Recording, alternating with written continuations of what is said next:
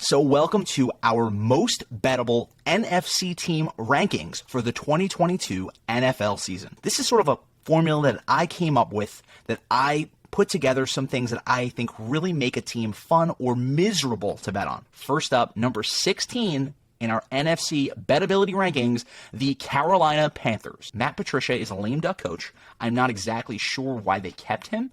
And also, Sam Darnold is one of the worst starting quarterbacks in the NFL. He's turnover prone. He's going to fumble the ball. He's going to throw terrible interceptions. They drafted Matt Corral from Ole Miss. He could bring some energy there. He could be the factor that lifts this team above where I have them right now in the rankings. And listen, I want to give sort of a best case scenario and a worst case scenario for each of these teams as I'm going through these rankings. I'm not trusting in a rookie quarterback who I think a lot of NFL teams didn't have all that high on their draft board. There's a reason he fell out of the first round. And Christian McCaffrey is such a big question mark at this point. How can I possibly rely on him in good faith? I don't know how it could get worse for the Panthers in terms of rankings, but the worst case scenario is essentially that Patricia is, in fact, a lame duck coach. He gets fired week 3 or 4, and the Panthers are left puttering around with Sam Darnold and a just dreary situation where they're going nowhere and they know they're going to have to rebuild next year anyways. Okay, let's move on next to number 15 in the bet ability rankings, the Chicago Bears. Coached by first-year head coach Matt Eberflus and quarterbacked by Justin Fields. Justin Fields was a disappointment last year for a lot of people. He looked incredibly raw. He took an unfathomable amount of sacks. But for those of us who were really paying attention, we also saw some of those flash plays, some of those flashes of athleticism that led the Bears to take him where they took him, to trade first-round picks to get him in the first round last year. In terms of bettability this year, the reason why I have the Bears ranked so low is that I don't really trust Justin Fields. I didn't trust him as a prospect, and although he shows some flashes, I'm not sure that they did enough in terms of roster construction to put Justin Fields in a positive situation this year. The Bears lost a lot of talent on the offensive line this year. They lost a lot of defensive talent as well. Khalil Mack traded to the Chargers. This is a team that is in full rebuild, which is not really where you want to be. Essentially only have Darnell Mooney at receiver at this point. It's not a particularly talented wide receiver room. And for as good as Justin Fields may be, for a lot of what his apologists think he may be, I just don't trust Fields, and that is the reason why they're ranked this low this year. He's very turnover prone. He seems very raw to me, and I don't know that they're going to be able to crank out a lot of wins this year. Next up, number 14, the Seattle Seahawks. Pete Carroll, head coach, longtime head coach, trade away their longtime quarterback in Russell Wilson.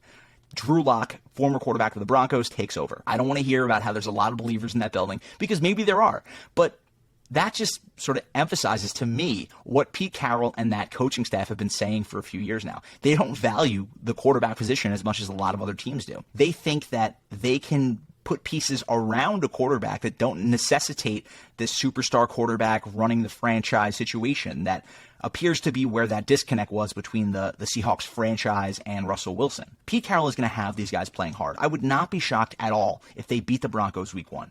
But over the course of the season, and especially what I've seen from that Seahawks offense over the last 2 years, I'm not too keen on betting on that offense without Russell Wilson. Because let me tell you, that offense with Russell Wilson at the end of last year was one of the most miserable offenses to watch in the entire NFL. I expect a lot of play action, a lot of slow, low-scoring games in which we see Drew Lock forcing the ball to DK Metcalf. I think Metcalf is going to get a ton of volume and actually be a really fun player to bet on week to week. But I do not trust the Seahawks. And any game that I may be betting on them, I would be miserable the whole time. I know that from last year. I know that from this year. And I will not be touching them with a 10-foot pole this year. Next up, number 13, the Washington Commanders in their first inaugural season, led by Riverboat Ron Rivera, head coach, and new quarterback Carson Wentz. I just don't believe in Carson Wentz anymore. I actually think Carson Wentz is getting something of a bad rap for his performance last year. But I think it's unfair what's gone on this offseason in terms of laying a lot of the blame for that choke job by the Colts in week 18. The defense for the Colts really had a lot to blame for how that team performed and how they really couldn't get a stop against a Trevor Lawrence-led Jaguars team that basically couldn't put together a drive for the first 15 weeks of the season. The fact that that team was so willing and eager to move on from this guy is beyond a red flag for me. It seems to me that Wentz is just not really a guy in the locker room who's a leader of men, who really is a cultural guy. And while I do love Ron Rivera, I think he is the ultimate gamesman, good culture setting guy. There's a reason they brought him into Washington. I just don't buy this team this year. I think they'll likely be better than what people are giving them credit for. However, I'm of the mind that they're still going to be a very stressful team to gamble on this year. Finally, 12, the Atlanta Falcons, led by second-year head coach Arthur Smith and quarterback Marcus Mariota. They brought in the Cincinnati quarterback Desmond Ridder to compete with Mariota this year. The Falcons are a strange team because they were actually better than people gave them credit for last year. But if you look at what they've done this offseason, shipping Matt Ryan out of town, bringing in Mariota as a sort of stopgap quarterback, and bringing in Desmond Ridder now to compete for that starting job, this is still a roster that to me looks bereft of talent across the board. I was really excited about their first round pick with Drake London. I think he's going to pair well with Kyle Pitts. The thing here isn't that I don't trust Arthur Smith, because to me, he sort of overachieved with a gross roster last year.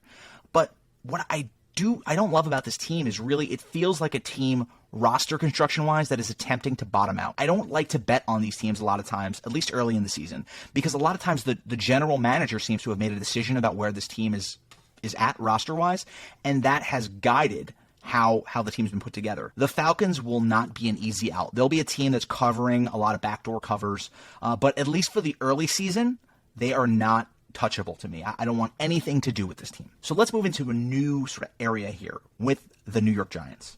The New York Giants, to me, are in a zone of their own, I would say. They're gross, but have a lot of potential because they have Brian Daboll.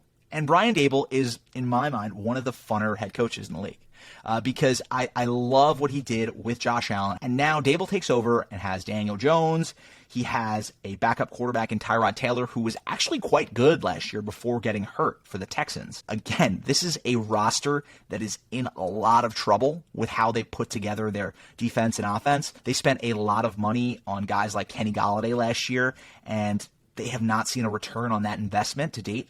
And the worst part is that they weren't in a financial position this offseason to amend a lot of the mistakes of last offseason. Here is another team that I believe, from a roster construction standpoint, is going to be pretty bad to start the season. They're going to have some ugly games, but I believe that by the end of the season, they'll be competing in a way that will allow you to feel okay about betting on them. All right, moving on, let's talk about the Arizona Cardinals. This is what I would call the fool's gold section of my rankings. I think the Arizona Cardinals are the ultimate fool's gold team. They look at this roster. People look and they see, wow, oh my God, Kyler Murray, he's so fast and short and good.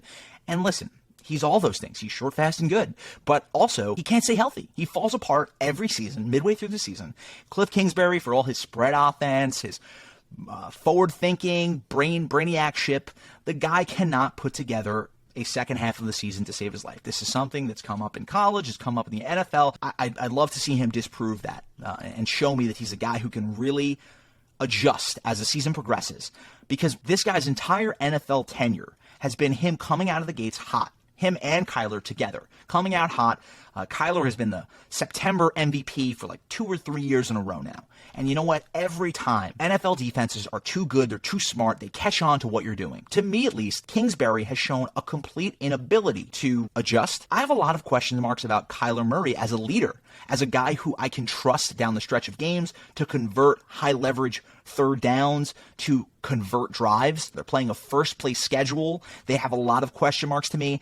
I will not feel good about betting on this Cardinals team. Moving on, the Dallas Cowboys. They're America's team. Everyone always wants to bet on them. Listen, we have another lame duck coach right here. Mike McCarthy. We all have heard about the Sean Payton connection. Sean Payton may be being groomed to be that next head coach, potentially taking over as soon as after this season. McCarthy, he was a bit of a Fugazi analytics guy. He came into this job with the Cowboys saying, all I did was I got a Pro Football Focus membership in my time off.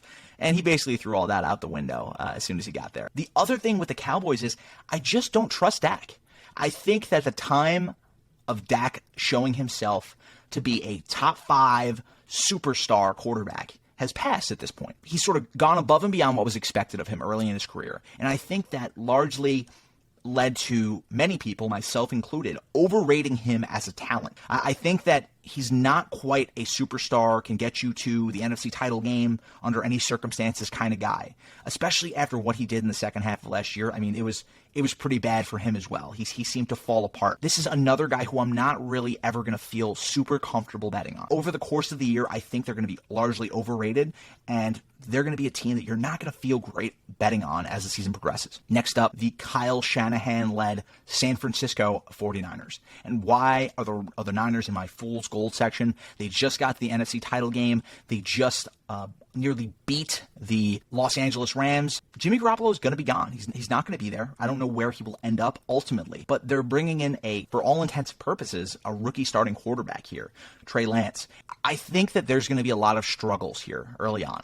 Don't be surprised here again if Trey Lance ends up being one of the funner quarterbacks to bet on this year, because the physical gifts are there. Best case scenario, this is an extremely fun offense. Trey Lance is the missing piece in the Kyle Shanahan formula, and all of a sudden this team is just electric to watch every week. But the more likely scenario, I think, is that Kyle Shanahan, although he's been crowned by many as a sort of messianic NFL offensive coordinator who's really just an offensive genius, the other parts of being a head coach, I think he really lacks. In terms of roster management, game management, he really just makes some boneheaded decisions at the end of games. He doesn't really understand how to run out the clock, it appears. I mean, this is something that pops up over and over again. Shanahan is fool's gold incarnate. He is a guy who is every bit the genius offensive mind that people make him out to be from a schematics perspective. But I just don't think he is the elite head coach that he has been made out to be, despite having a lot of success there and despite largely producing when he's had a healthy roster. Listen, they're in my top 7 or 8 teams here, so I have to point out the fact that they're better than a lot of these other NFC teams, but still, I don't want to be banking on Shanahan this year. Number 6, Todd Bowles, Tampa Bay Buccaneers, Tom Brady. Todd Bowles, first year as head coach of the Bucs. He replaces Bruce Arians, who has retired. I actually would like the Bucs a lot less if they didn't have Tom Brady. But I said quarterback was a big part of this, right? And to me, I think Brady is the second most reliable quarterback in this conference at this point, if not the first. And even if he is half dead, if he is a 46-year-old or whatever he is, and he turns into a pumpkin this year, I firmly believe that Tampa will be a fun team to bet on, because just the way they play defensively, the way those Jets teams for Todd Bowles play defensively, this is going to be a team that plays extremely hard. They're going to be getting after it every week. There's going to be no weeks off. I think that Tampa is going to be a pretty safe team to bet on this year, just because of what I said before in terms of playing hard for a head coach and having that quarterback stability. Now, the final group we're going to talk about here is the teams that I'm actually excited to bet on this year.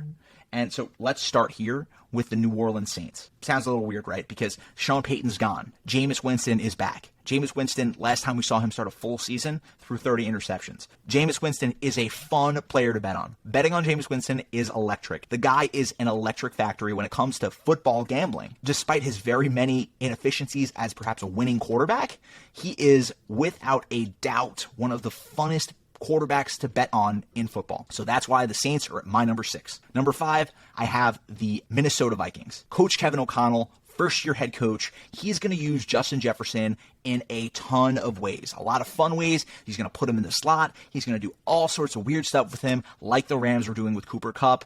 And Justin Jefferson, to me, is a stratospheric talent. He is the kind of guy you tune in on Sundays to see play football. The worst case scenario for this team is Kirk Cousins, and he is still that milquetoast missionary quarterback that has largely dulled people to death over the last several years. Next up, number 4, an uncommon name I would expect here, the Detroit Lions. Why are the Lions my number 4 team that I'm most excited to bet on? The reason is simple. Dan Campbell is biting people's kneecaps. He is a mad lad, and everyone on that roster plays incredibly hard for him. I don't trust their quarterback very much at all, and that's Jared Goff. For all my distrust of him over the last several years, I've been very critical of him. I have to give credit where credit's due, though. over the second half of last year, he was putting up better stats than Kyler Murray, who is everyone's darling. He's a guy who's going to get paid about $400 million this year by the Arizona Cardinals. Jared Goff was better than him over the second half of last year when Dan Campbell took over play calling. And it wasn't just flukish. If you watch the game tape, Jared Goff really improved in his processing. He's a guy who actually got better. He was traded. He was thrown away by the Rams, the Super Bowl champions. And this was a guy who took it in stride and got better. Next up, number 3, this also feels a little weird, the Philadelphia Eagles with Nick Sirianni. And Nick Sirianni, I have you here because I loved your ability to adjust last year. This was a team that was trying to throw the ball early in the season, and you know what? They couldn't do it. They could not throw the ball. So they realized they had an advantageous situation with Jalen Hurts at quarterback, and with their offensive line, a lot of good running backs they were mixing in there with Kenneth Gainwell and Miles Sanders, and they were able to manufacture the best running offense in the league, the best rushing offense in the league. So I really appreciate that. I think that this Eagles roster is low-key one of the better rosters in the entire NFL, despite their obvious lack of a quarterback option in Jalen Hurts. Jalen Hurts has a lot of deficiencies, but I think he's a great leader. I think he has some potential to get better. I'm not convinced he's a starting quarterback in the NFL, but I think this roster is so good, they're going to be a fun team to bet on regardless, even if Jalen Hurts is throwing you out of games and doing incredibly dumb things. Number 2, now we're in the real good team territory here. The Green Bay Packers, coached by Matt LaFleur. Aaron Rodgers is back after a lot of navel-gazing and being a drama queen. He is back in Green Bay, and they are probably one of the more complete rosters in the league as well. They have Aaron Rodgers. They lost Devontae Adams. They lost a few defensive pieces, but this is a team that I'm just trusting the system here. LaFleur, I was a little critical of him when he first came in, but the guy just wins games.